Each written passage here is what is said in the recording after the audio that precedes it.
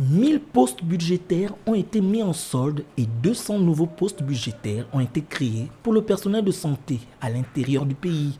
Ce n'est pas rien pour le ministre de tutelle qui voit en cette action du CTRI la volonté d'améliorer l'accès aux soins de santé sur l'ensemble du territoire national et renforcer ainsi le personnel du ministère de la Santé et des Affaires sociales. Il y a la première vague des 1000 postes budgétaires et puis il y a d'ailleurs eu la deuxième vague que le président de la République a bien voulu personnellement nous accorder, donc les 200.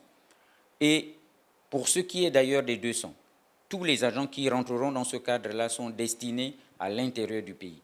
Et je disais, lorsque moi je suis arrivé au ministère, qu'il y a une répartition inéquitable des ressources humaines sur l'ensemble du territoire. Parce que nous voulons que la santé des populations soit apportée depuis le village jusqu'à dans les grandes villes. Et donc, il va y avoir des affectations de ces agents sur l'ensemble du territoire. À la question de savoir si ces postes budgétaires concernent également ceux qui étaient déjà dans le circuit bien avant le gel de la fonction publique, le ministre de tutelle répond « Je ne peux pas, moi, le gouvernement tout entier, donner un salaire à quelqu'un qui vient de postuler, même si au demeurant certains attendent depuis sans avoir déposé le dossier, et laisser sur le carreau quelqu'un qui travaille. Parce qu'il faut savoir que le ministère de la Santé avait été l'un des ministères où on permettait aux responsables de procéder à des affectations.